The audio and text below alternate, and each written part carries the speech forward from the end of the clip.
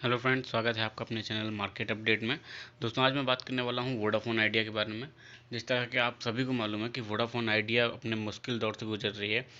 और अगर Vodafone Idea के ओवरऑल अगर हालचाल के बारे में बात करें तो वोडाफोन आइडिया के हालात कुछ सुधरते हुए नज़र नहीं आ रहे हैं।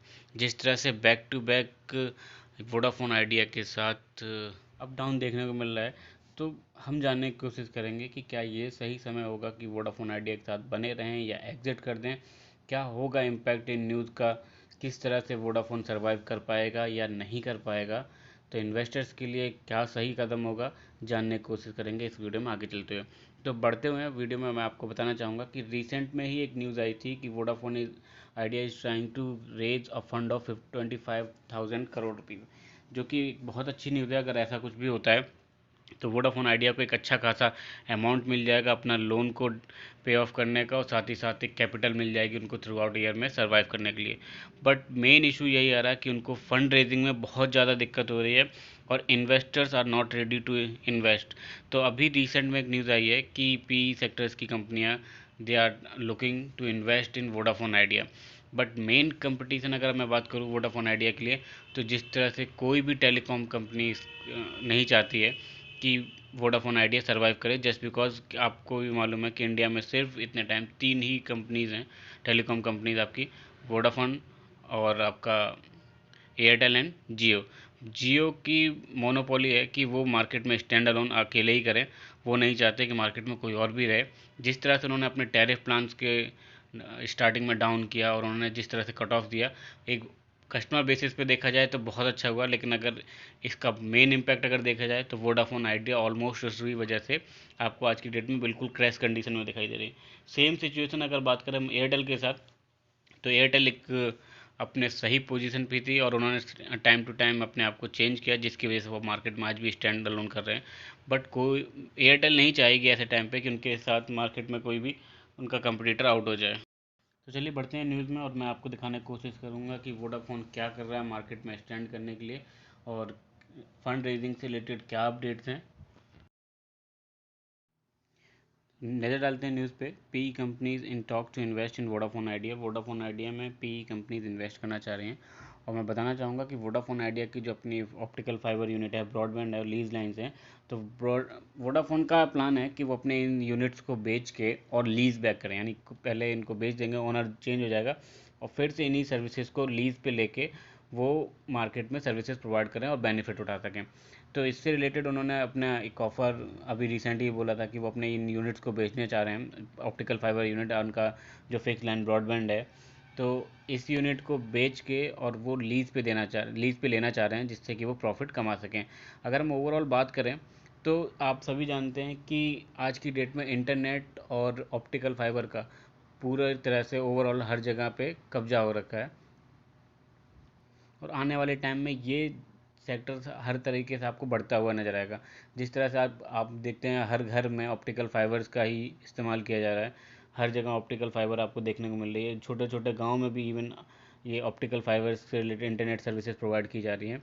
तो ये सर्विस एनी हाउ आगे चल के सिर्फ ग्रो करने ही वाली है। तो वोडाफोन का प्लान है कि वो अपने इन यूनिट्स को बेच के और लीज पे लेके अपना बेनिफिट कमाएं।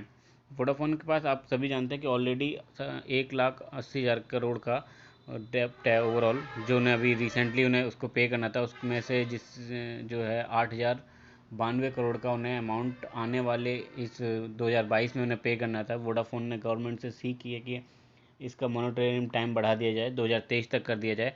बट वोडाफोन के लिए प्रॉब्लम यहाँ ख़त्म नहीं होती है। वोडाफोन के लिए नॉन प्रॉफिटेबल एजेंसीज हैं जिन्होंने इस चीज़ के लिए गवर्नमेंट से अपील की है कि उनकी ये अपील को रिजेक्ट कर दिया जाए। तो अगर ऐसा होता है तो वोडाफोन के लिए बहुत बड़ी प्रॉब्लम्स क्रिएट हो जाएंगी और मैं भी पॉसिबिलिटीज है कि वोडाफोन को स्टैंड अलोन करने के लिए बहुत बड़े फंड रेजिंग की जरूरत पड़ेगी। लास्ट ईयर वोडाफोन ने अनाउंस किया था कि they are going to raise a fund of 25,000 crore, जो कि अभी तक फाइनलाइज नहीं हुआ। Now they are seeking help from the foreign investors. वो चाहते हैं कि फॉरेन इन्वेस्टर्स इसमें, इंटरनेशनल इन्वेस्टर्स इसमें इन्वेस्ट करें और उनकी फंड रेजिंग में हेल्प आउट करें। तो वोडाफोन के लिए इतने टाइम करो या मरो वाली कंडीशन है। वोडाफोन अगर मार्केट में सर्वाइव करना चाहती है तो उन्हें एनी हाउ इतने टाइम पे एक अच्छे खासे फंड रेजिंग की ज़रूरत है, क्योंकि कम से कम 25,000 का फंड रेट अगर वोडाफोन को मिल जाता है तो वोडाफोन वाज एबल टू पे ऑफ देयर लोन, और उसके बाद जो पैसा बचेगा वो कैपिटल यूटिलाइज कर सकते हैं अपने ओवरऑल ईयर के जो उनका ऑपरेशन है उसको कंप्लीट करने में। तो अगर मैं बात करूँ वोडाफोन के बारे में, तो वोडाफोन के लिए ये टाइम कुछ अच्छा नहीं बीत रहा है, क्योंकि जिस हिसाब से वोडाफोन मार्केट में स्टैंड करने की कोशिश कर रही है और बैक टू बैक उनकी लेग पुलिंग हो रही है, तो यहाँ से वोडाफोन के जो ओवरऑल आसार नज़र आ रहे हैं वो कुछ अच्छे देखने को नहीं मिल रहे हैं। तो जब तक कोई बड़ी फंड रेजिंग नहीं देखने को मिलेगी, वोडाफोन आइडिया के शेयर में आपको डाउनवर्ड मूवमेंट होती ही दिखाई दी जाएगी। और अगर हम टारगेट की बात करें तो आईसीआईसीआई की तरफ से वोडाफोन का सेल्स टारगेट 6 रुपये का रखा गया है। तो आप सोच सकते हैं इतनी बड़ी बड़ी एजेंसीज अगर वोडाफोन के शेयर के जो सेल्स टारगेट हैं उनको डाउन कर रही है, तो जाहिर सी बात है वोडाफोन के जो इंटरनल हालात हैं वो कोई अच्छे नहीं चल रहे हैं। तो यहाँ से मैं बताना चाहूँगा कि जिस तरह से वोडाफोन आइडियाज़ स्ट्रगल कर रही है, ये सही टाइम नहीं होगा इन्वेस्ट करने का। तो अगर आप अभी भी सोच रहे हैं वोडाफोन आइडिया में इन्वेस्ट करने का, तो इसे as a penny stock treat कीजिए और सिर्फ उतना ही पैसा इन्वेस्ट कीजिए जितने का लॉस आप बर्दाश्त कर सकें। बाकी अगर कंपनी स्टैंड करती है मार्केट में, अगर आगे उठती है, तो आपके पास हमेशा चांस रहेंगे इस के शेयर को बाई करने का। अगर मैं ओवरऑल बात करूं तो गवर्नमेंट भी मेरे हिसाब से नहीं चाहेगी कि कम मार्केट में से इस तरह की कोई बहुत बड़ी कंपनी चली जाए। तो जस्ट वेट कीजिए कि कोई बहुत अच्छी खबर सुनने को मिल जाए वोडाफोन आइडिया में, क्योंकि बहुत से शेयर होल्डर्स ऐसे हैं जिनके पास वोडाफोन आइडिया की बहुत बड़ी लिस्टिंग है, जिनके पास उन्होंने शेयर होल्डिंग कर रखी है। तो ऐसे में उनके पास बेचना एक ऑप्शन नहीं भी हो सकता, क्योंकि उन्होंने जिस प्राइस पे ख़रीदा होगा उस प्राइस के अकॉर्डिंग ये प्राइस कोई भी मैच नहीं रखता। तो जस्ट वेट कीजिए, मे भी चांसेस हैं कि वोडाफोन आगे आने वाले टाइम में वो कुछ अच्छा कर सकता है। अगर फंड रेज कंप्लीट होता है तो डेफिनेट है वोडाफोन अच्छा खासा मार्केट में आपको अपर साइड मूवमेंट करता हुआ दिखाई दे सकता है।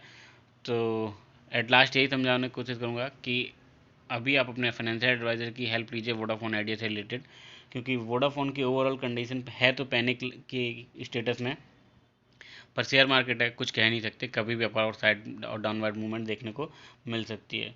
तो बस वेट कीजिए कि किसी भी तरीके से वोडाफोन आइडिया में कोई भी फंड रेजिंग कंप्लीट हो जाए, और या फिर उनकी जो यूनिट जिसके लिए वो सेल आउट की बात करें अपने ऑप्टिकल फाइबर यूनिट और ब्रॉडबैंड को बेचने की, तो ये डील भी अगर फाइनल हो जाती है।